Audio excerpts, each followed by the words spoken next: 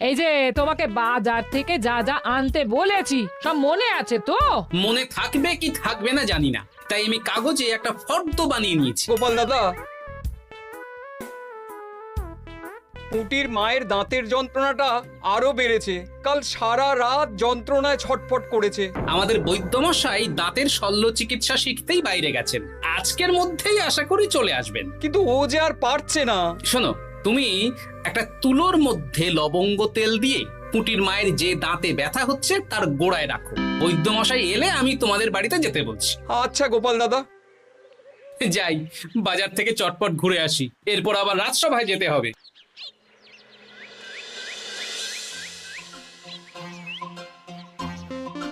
উফ, কি গরম রে বাবা, ছাতা নিয়ে বেরোলে ভালো হতো। এই তো সামনে আখের রস বিক্রি হচ্ছে, একটু আখের রস খাই, শরীরটা বেশ চাঙ্গা লাগবে। ভাই, আখের রস কত করে দিচ্ছ? 1 ভাঁড় 10 আনা গোপাল দাদা। দাও দেখি 1 ভাঁড়। আরে, এই যন্ত্রটা কিন্তু দারুণ। ওই আমাদের রাজ্যের বিজ্ঞানী মশাইয়ের অবদান।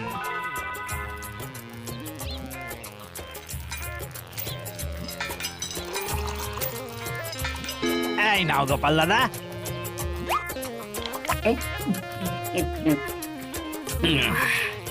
আহ, শান্তি। এই নাও ভাই, তোমার 10 আনা।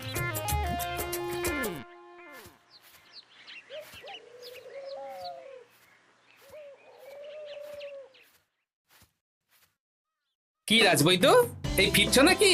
হ্যাঁ, এতদিন আমি দাঁতের চিকিৎসার ব্যাপারে তেমন কিছুই জানতাম না, এবার সব শিখে এসেছি।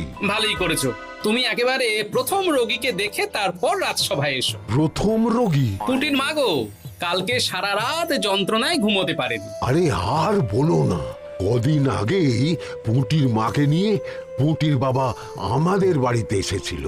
দেখলাম ওই বাড়ির দাঁতে বিস্তর সমস্যা। সেই জন্যে দাঁতের শল্য চিকিৎসা শিখতে চলে গেলে? ঠিক তাই, আমি ব্যথা কমার পথ্য দিয়ে এসেছিলাম। দেখি এবার দাঁতটা তুলেই দিতে হবে। তাহলে তুমিও পুটিদের বাড়িতে যাও, আমি বাড়িতে থলে রেখে আসছি। আজ না হয় দুজনে একটু দেরি করেই রাজসভায় যাব। বেশ বেশ।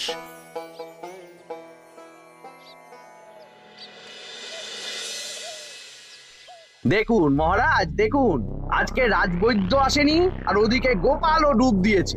এই আনন্দে আমাদেরও ছুটি দিয়ে দিন মহারাজ।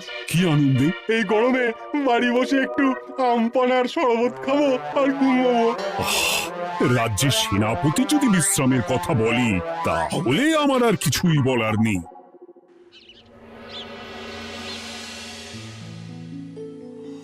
এই তো দাঁতটা পুরো পোকায় খেয়ে নিয়েছিল। এখন দুদিন কোনো কথা বলা যাবে না, শুধু জল বা তরল জাতীয় খাবার খাবে।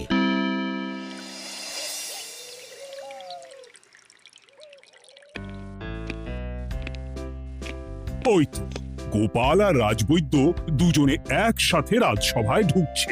রাজবৈদ্য মশাই ওনার জীবনের প্রথম শল্য চিকিৎসা করছিলেন, তাই আমিও দেখছিলাম। তা কি রাজবৈদ্য, সফল হয়েছো? হ্যাঁ মহারাজ, পুঁটির মায়ের একটা মাড়ির দাঁত পোকায় খেয়ে নিয়েছিল, সেটাই তুলে দিলাম। ভালোই হলো, আমাদের রাজ্যে কোনো দাঁত তোলার বৈদ্য বা চিকিৎসক ছিল না। এখন তুমি সাধারণ রোগ ব্যাধি নিরাময়ের সাথে সাথে দাঁতের চিকিৎসাও করবে। কিন্তু মহারাজ, একটা যে সমস্যা আছে। আবার কি সমস্যা? আমি যে দাঁতের শল্য চিকিৎসা করি এটা তো আর রাজ্যবাসী জানে না, তাই কতজন আর আমার কাছে আসবে সে নিয়ে আমার সন্দেহ আছে। মানে তুমি চাইছো যাতে তোমার কাছে বেশ কিছু রোগী তাড়াতাড়ি আসুক, যাতে তুমি অনুশীলনও করতে পারো, তাই তো? একদম ঠিক ধরেছেন মহারাজ, কাজ না করলে হাত পাকাবো কি করে? তাহলে ঢেড়া পিটিয়ে বলে দিলেই তো হয়। এতে তেমন ভালো কাজ হবে বলে মনে হয় না। তা তুমি কি বলতে চাইছো গোপাল? প্রচার হবে, কিন্তু একটু অন্যভাবে। কিভাবে? আজ বিকেলে আমি রাজবৈদ্যর হয়ে প্রচার করব, শুনে নেবেন। বেশ। শুনুন শুনুন শুনুন, আমার আমাদের কৃষ্ণনগরের রাজবৈদ্য এখন দাঁতের শল্য চিকিৎসাও করছেন। যারা যারা আমাদের রাজবৈদ্যের কাছে দাঁত তোলাবেন তাদের দাঁত তোলার পরে দুদিন কোনো শত্রু থাকবে না। চিকিৎসার সময় সকাল 7টা থেকে সকাল 10টা পর্যন্ত।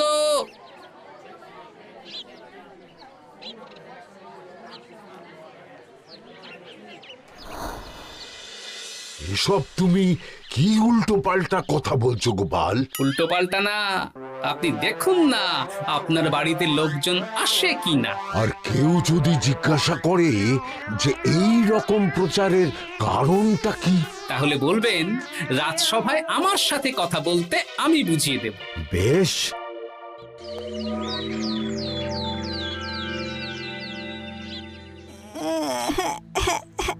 তোকে বারবার বলি এত মিষ্টি গুড় কাঠি খাস না। কি করব বাবা, কি ব্যথা।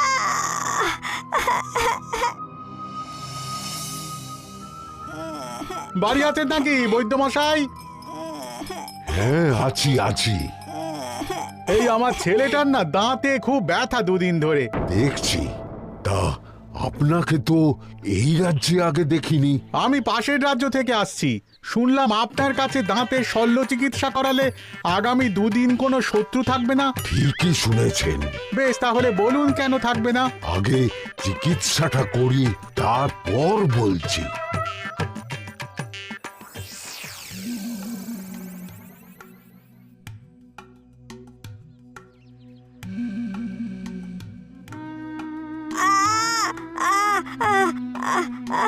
আর চিন্তা নেই, এখন দুদিন কোনো কথা বলা যাবে না। এবার তো বলুন আমার ছেলের আগামী দুদিন কোনো শত্রু থাকবে না কেন? আজকে রাজসভায় চলে আসুন, ওখানে গোপাল এই প্রশ্নের উত্তরটা দিয়ে দেবেন। তা বৈদ্য, তোমার কাছে আজকে কেউ এসেছে? সকাল সকাল দাঁত তুলে এলাম মহারাজ। বাবা, একদিনের প্রচারই এই ব্যাপার? মহারাজ, মহারাজ, বাইরে কয়েকজন অপেক্ষা করছে, তারা গোপাল দাদার থেকে কিছু জানতে চায়। তাদের ভিতরে আসতে বলো।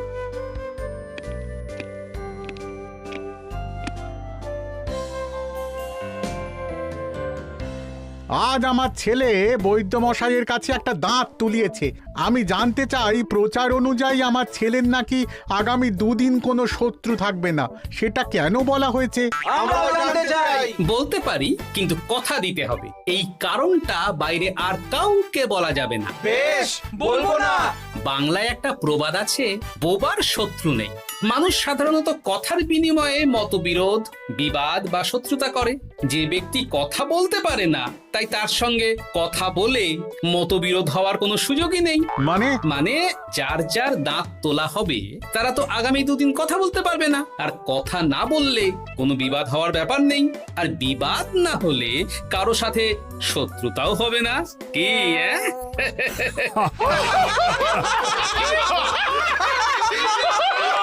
এই জন্যই তুমি হাসির রাজা গোপাল ভাঁড়। কে তোমার কথা শুনতে যাবে? একদিন না হয় প্রচারের চমকে এলো, এরপর কিভাবে আসবে শুনি? এরপর রাজবৈদ্যের সুনামেই লোকজন ছুটে ছুটে আসবে। বাহ বাহ বাহ, তোমার কত জ্ঞান! মহারাজ, এই কথা শুনে আমার মাথাতেও একটা বুদ্ধি এলো। অল্প পুঁজিতে শুধু প্রচারের জোরে এত রোজগার করব না, গোপাল হাঁ করে দেখবে। নিশ্চয়ই কোনো লোক ঠকানোর কথা ভাবছেন। মোটেই না। আচ্ছা, আগামী 3 দিন ব্যাপী মেলা হবে, সেখানেই তোমরা দুজনে তাহলে ব্যবসা করো। বেশ, করব। যে সবচেয়ে বেশি রোজগার করবে তাকে আমি 50 মোহর পুরস্কার দেব। রাজি।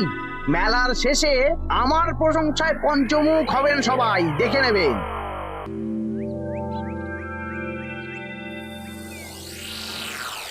খুব তো বড় মুখ করে বলে এলেন যে ব্যবসা করবেন মেলার মাঠে। তা আপনি কি ব্যবসা করবেন শুনি? ভাগ্য পরীক্ষার দোকান দেব। মানে আমি বিভিন্ন মেলায় দেখেছি যে একটা দোকানে নিচের দিকে হেলানো অবস্থায় একটা পাতলা কাঠের পাটাতন থাকে। সেই পাটাতনের উপরে 1 থেকে 6 অবধি সংখ্যা লেখা থাকে, তাই তো? হ্যাঁ, যারা মেলায় ভাগ্য পরীক্ষা করতে আসবে তাদের ভাপা লোহার 6টা বল দেয়া হবে।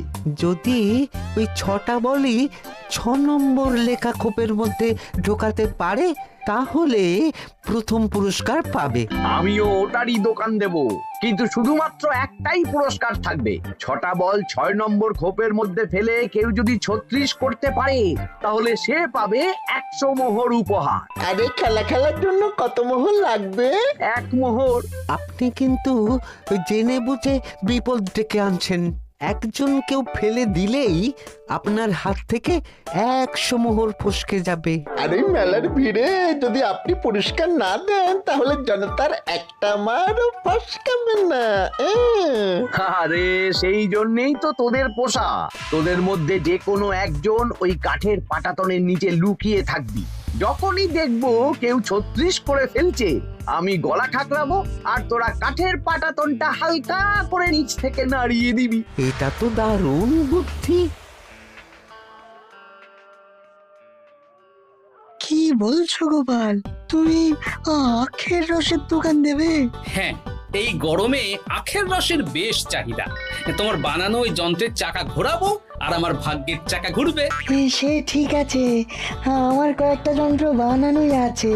তুমি না হয় মেলায় ব্যবহার করো 3 দিন। ব্যাস, আর চিন্তা নেই। এবার শুধু জমিয়ে আখের রস বিক্রি করব, সাথে বিভিন্ন মশলা, বরফ আর পাতিলেবুর রস দেব।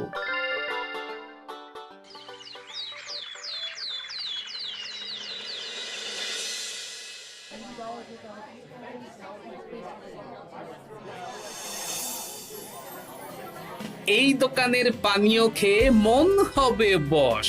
গোপাল ভাঁড় নিয়ে এসেছে ঠান্ডা আখের রস। আরে গোপাল দাদা, তুমি আখের রস বিক্রি করছো? ঠান্ডা আখের রস কত করে গো গোপাল দাদা? 1 ভাঁড় মাত্র 10 আনা। 6 ভাঁড় দাও। এক্ষুনি দিচ্ছি। আসুন আসুন আসুন, সবাই আসুন। আসুন আসুন আসুন, এদিকে আসুন, এদিকে আসুন, ভাগ্য পরীক্ষা করুন। 1 মোহরে 100 মোহর।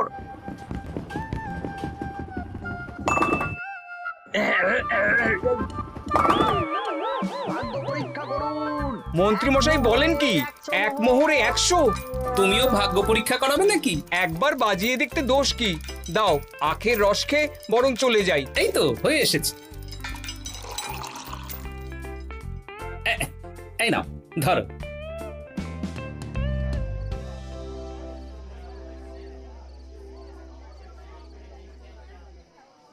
কি মন্ত্রী, ব্যবসা কেমন চলছে? ভালোই। আপনি একবার ভাগ্য পরীক্ষা করে দেখবেন নাকি মহারাজ? না না না, আমি এসবে নেই। জানি আপনার কাছে 100 মোহর নস্যি, তবুও 1 মোহরের বিনিময়ে চেষ্টা করে দেখুন না। আচ্ছা, এত করে বলছো যখন, দেখি। 1 মোহরে 6টা বল। বাবা বাবা বাবা, দেখুন মহারাজ চেষ্টা করে।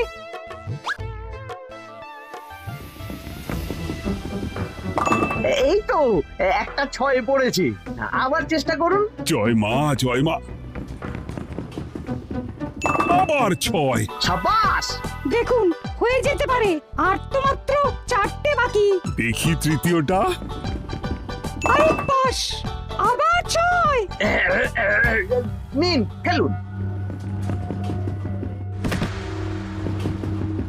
এই যা, হলো না। আরেকবার প্রথম থেকে চেষ্টা করবেন নাকি মহারাজ?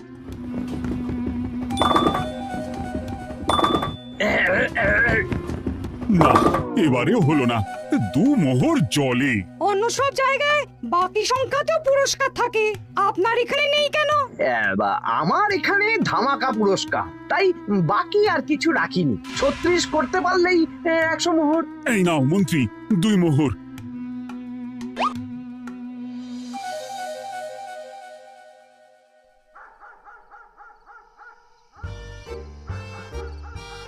কি মন্ত্রী মশাই, আর তো মেলায় লোকজন নেই, বাড়ি যাবেন না? তুমি যাও না, আমি একটু পরে যাব। বেশ, আমি এগোলাম। গোপাল আর মন্ত্রী, তোমাদের কার কেমন রোজগার হয়েছে একদিনে? মহারাজ, কালকে আমার 7 মোহর 20 আনা রোজগার হয়েছে। আমার 70 মোহর। কিন্তু খরচ কিছুই হয়নি, কারণ কেউ 36 করতে পারেনি মহারাজ। বাহ বাহ বাহ, আমি তো বলেছিলাম আমি যখন ব্যবসা করব গোপাল আমার ধারে কাছে দাঁড়াতে পারবে না। বেশ, এখনো তো আজ আর কাল দুদিন মেলার বাকি আছে। দুদিনেও আমার 2 কানা করিও খরচ হবে না, শুধুই রোজগার। গোপাল যতই প্রচার করুক আর যতই ভালো আখের রস বানাক না কেন, আমার ব্যবসাকে টপকাতে পারবে না। ঠিক আছে, আজকে আমি একবার ভাগ্য পরীক্ষা করে দেখবো। আমার দোকানে সুস্বাগতম। নাও সেনাপতি, চেষ্টা করে দেখো। দিন বল। আমিও সেনাপতির খেল দেখতে এলাম। প্রথম বল, এই যে গড়িয়ে গড়িয়ে গড়িয়ে 6 নম্বর, সাব্বাস সেনাপতি। আবার 6, তৃতীয়, চতুর্থ, পঞ্চম, আরেকটা ফেলতে হবে। নাও সেনাপতি, ষষ্ঠ বল। এই যা, হলো না। এটা কি হলো? আবার চেষ্টা করো তো সেনাপতি। হ্যাঁ, 3টে হয়ে গেছে, এবার 4 নম্বর। এই যা, 4 নম্বরে চলে গেল। চাই ব্যাপারটা কি? মন্ত্রী মশাই গলা খুসখুস করার পরের বলটাই পরপর 2 বার অন্য ঘরে পড়ল। নিশ্চয়ই কোনো রহস্য আছে। না, আজকে রাতে ব্যাপারটা দেখতে হবে। চলুন মন্ত্রী মশাই, পুরো মাঠ ফাঁকা, একা একা মশা মারবে নাকি? আমি পরে যাব, তুমি যাও তো। বেশ। ব্যাপারটা কি? আমাকে তো নজর রাখতে হচ্ছে। না, একটা গাছের পিছনে লুকিয়ে পড়ি, মন্ত্রী মশাই গেলে ওনার পিছু নেব। দেখুন মন্ত্রীমশাই, পরপর 2 দিন আমি পাটাতনের নিচে ছিলাম। আগামীকাল ঘটাকে থাকতে বলুন। বেশ, তাই হবে। আর অত জোরে গলা খাঁকড়াবেন না, কেউ যদি সন্দেহ করে ব্যাপারটা বুঝে যায় মুশকিল হয়ে যাবে। আরে কেউ বুঝবে না, অনেক রাত হলো, চল চল চল চল চল। আচ্ছা, এই ব্যাপার। তাই ভাবি 2 দিন ধরে একটাও কেউ পারলো না কেন? কাল আমিও মজা দেখাবো।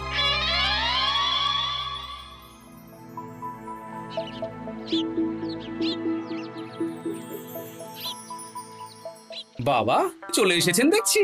এত চাহিদা না আমার এই ভাগ্য পরীক্ষার, তাই আগে আগে চলে এসেছি। মন্ত্রীমশাই, আপনাকে মহারাজ এক্ষুনি ডাকছেন। এখন কেন? সে তো জানি না, চলুন।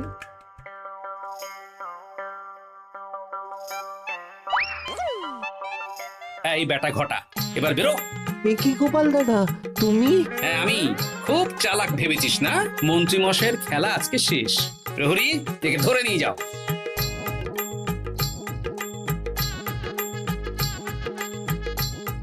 বিজ্ঞানী, তুমি তোমার চুম্বক নিয়ে এসেছো তো? হ্যাঁ, এবার 6 নম্বরের নিচে একটা টান টান করে সমান রেখা টানতে হবে, আগা থেকে গোড়া অবধি।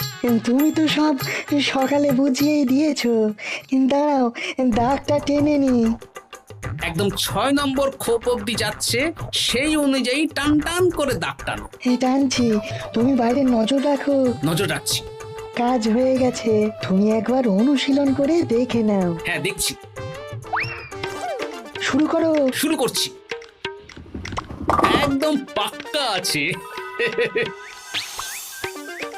দূর, কেউ ডাকেনি, অকারণে সময় নষ্ট করলো। কতগুলো খদ্দের ফিরে গেছে কে জানে। কি হলো মন্ত্রী মশাই, এত রাগ কিসের? রাগ হবে না, ওরই বেটা আমার সাথে মজা করছিল। বেশ অনেকজন খদ্দের ফিরে গেল, আমার কত ক্ষতি হয়ে গেল। আমি খেলে আপনার ক্ষতিপূরণ দিতে পারি। তুমি খেলবে? হ্যাঁ, ভাগ্য পরীক্ষা করতে দোষ কোথায়? ওই তো বেশ কয়েকজন সভাসদেরা আসছেন, সবার সামনেই খেলবো। তাহলে শুরু করি। হ্যাঁ, শুরু করো। এই বল যা, 6 নম্বরে যা। আরে বাস, গোপালের ফেলাপল তো গড়ালো না, সোজা 6 নম্বরে চলে গেল। এই দেখুন, আবার যাবে। বলকে আমি বলবো, বল কথা শুনবে। এই বল যা তো, 6 নম্বরে যা। আবার 6, আবার 6, আবার 6। কি এটা কি হচ্ছে? যা বল, এটাও 6 নম্বরে যা। আবার 6, 100 মোহর। হ্যাঁ এটা কি করে হলো? দিন মন্ত্রী মশাই, 100 মোহর দিন। ইয়ে না মানে মন্ত্রী দাও বলছি। আমি আবার খেলবো। 6 আবার 6। আবার 100 মোহর। আর নেই। এই ঘটা আর কি করছিসটা কি? ঘটা নেই মন্ত্রীমশাই, আমি আছি। আর আছে আমার চুম্বক। মানে তোমার কারসাজি ধরা পড়ে গেছে মন্ত্রী। গোপাল আমাদের সব বলেছে। হ্যাঁ, আপনি যেমন ছলনা করে ভাগ্য পরীক্ষার ব্যবসা করছিলেন, তেমনি গোপালও ছলনা করে আপনার ব্যবসা উল্টে দিল। তাহলে শেষমেশ কে জিতলো? হাসির রাজা, জ্ঞানীর রাজা, রসিক রাজা গোপাল ভাঁড়। লোকের ভাগ্য পরীক্ষা করছিলাম আর আমারই দুর্ভাগ্য নেমে এলো।